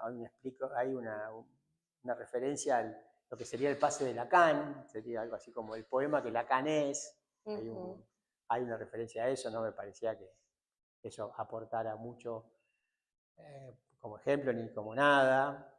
Lo que sí está claro es que en todas las, digamos, en todo el seguimiento del caso del hombre de los lobos, que quedaron muchas cosas en el tintero en ese sentido, está muy, muy claro que todo lo que ocurre en los análisis con Freud y con Ruth McBrunswick tiene que ver con la transferencia, ¿no? Tiene que ver casi exclusivamente con la transferencia. Es decir, no es, bueno, ¿no? Es lo que Freud decía, pero el efecto, o lo que Freud decía, o lo que iba pasando, ¿no es cierto? Cuando le pide que le confirme el sueño del hombre de los lobos, o cuando le paga, o cuando lo atiende gratis, ¿no? Lo que a él le pasaba en la relación transferencial con Freud, y cómo es desde ahí que, por ejemplo, Ruth McBrunswick logra hacer transformaciones que lo llevan a esta estabilización del sexto redondel o del fantasma, ¿no? Que bueno, no entramos mucho en detalle de cómo ocurría, pero que ocurría fundamentalmente a partir de manejo transferencial, maniobras transferenciales, sería así, y cómo algo así como la marca de lo que va pasando viene de los sueños, ¿no? Hay un momento en donde, bueno, hay un sueño, bueno, el hombre de los lobos cuando era chico, la madre lo hacía besar unos íconos, rezar, para irse a dormir, qué sé yo, y aparece un sueño en donde aparece la madre rompiendo los íconos, ¿no? Entre los íconos está Freud como ícono, obviamente, ¿no? Y aparece, entonces la interpretación ¿cuál es? Es que no es la madre rompiendo los íconos, sino que es Ruth McBrunswick como la madre, haciendo de otro tipo de madre, rompiendo los íconos que la madre justamente no, haciendo una operación que la madre no podía hacer, que lo saca definitivamente de esta pasión de Cristo, de sentirse el hijo de ese padre que lo somete, que lo maltrata, que lo hace caer a Freud, digamos, como claro, está en juego la transferencia, claro, en el análisis con está en juego todo el tema de la transferencia con Freud, muy en juego, ¿no? Y la maniobra transferencial. Además, también el hecho de que, bueno, es un caso de psicosis y que haya psicoanálisis de la psicosis, ¿no? Con lo que esta mujer pudo poner en juego, siendo una freudiana, no lacaniana, ¿no? Que es la otra cosa que es importante destacar, como venimos haciendo en el seminario, diciendo que, bueno, que había psicoanálisis aún antes de Lacan. Y después de Freud, ¿no? Por supuesto que con Freud había.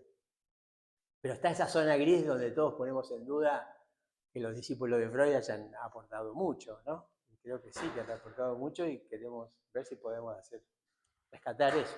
Me pareció interesante esto que decías también, que la operación, cuando apunta al doble sentido, es reversible, ¿no? Eso me pareció también La interesante. metáfora es porque, reversible. Claro, Claro. no, quizás ahí hay algo que no termina de hacer efecto. Sí, sí, yo no me acuerdo en qué seminario, si el INSU, o bueno, uno de esos seminarios,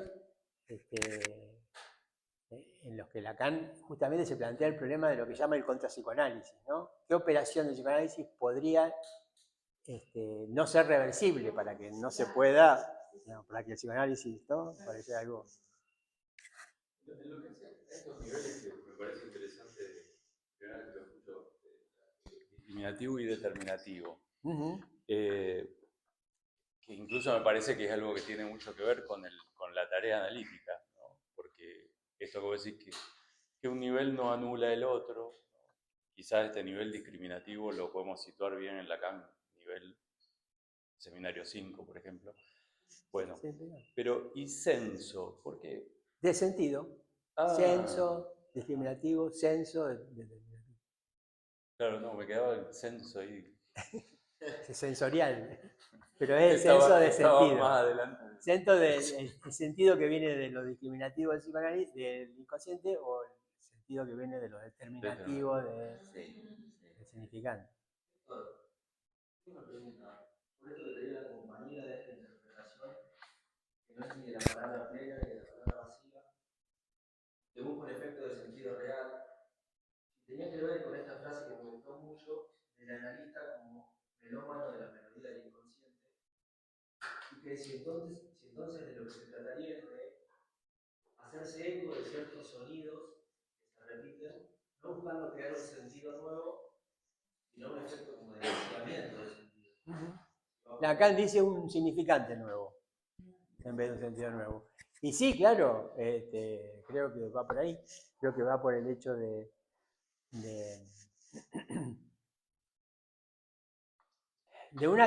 una caída del sentido que está atado al goce. Y eso como determinado por el significante, por ciertos significantes, ¿no? Que por supuesto se trata de que sean producidos, caigan, ¿no? Y bueno, lo de la melomanía es todo un tema también, porque ¿qué significa, ¿no? ¿Qué significa atenerse al sonido, ¿no? Y cómo es que eso puede tener un efecto, ¿no? Un efecto real, ¿no? Digo, pues insisto, para mí me quedan más preguntas que... Pero bueno, sí, esa reflexión es interesante, va por ahí. A mí lo que me quedó de la mención que él hace a la escritura china, ¿no? Él plantea que, bueno, de alguna manera Lacan termina de intentar resolver con el nudo lo que se había empezado a plantear con la escritura china. Me pareció interesante, digo, respecto a esto del sonido, esto que él dice que así como en la mayoría de las lenguas, el español, el francés, el inglés, etc., la oralidad es lo equívoco, es lo ambiguo, que la escritura viene a zanjar y a resolver, ¿no? La escritura discrimina, cuando vos decís sesión, estás diciendo sesión con C o sesión con S, ¿no? Es decir, la escritura permite delimitar el sentido de la equivocidad significante, que él dice que en la escritura china es exactamente al revés, ¿no? Que toda la equivocidad y la ambigüedad está en la escritura y que es el tono, ¿no? Con el que los chinos dicen tal carácter lo que define el sentido. Sí, muy ¿no? bueno. A mí me quedó esto del tonema, que dice, ¿no? Los semantemas, los fonemas y los tonemas en la cultura china, ¿no? Si esta cuestión del tonema no tenía que ver con escuchar ¿no? La melodía del inconsciente, pero ya no solamente en el sentido de los fonemas, la consoniano, la lingüística, ¿no? Sino algo del tonema que también se podía poner en juego en la lengua del inconsciente. Sí, ¿no? Son lenguas alfabestias. Pero a mí me parece en vez de alfabéticas, que ahí justamente está en juego quien escucha, quien está escuchando en ese momento, en esa transferencia. Claro, digo, porque el tono tiene más que ver con la melodía, ¿no? La melodía musical no pasa por los fonemas, sino por el tono. Y Lacan estaba muy preocupado por el psicoanálisis en China. ¿Qué pasaba con el psicoanálisis en China? Eso es un tema de los últimos de Lacan. Vos sabés que libro que estoy leyendo ahora de Borges, hay un momento en el libro donde Borges dice: lo más importante de una poesía, un poema, tiene que ver con la música de los versos y no con el contenido. Claro. O sea, todo el tiempo vive en esa frase. Claro.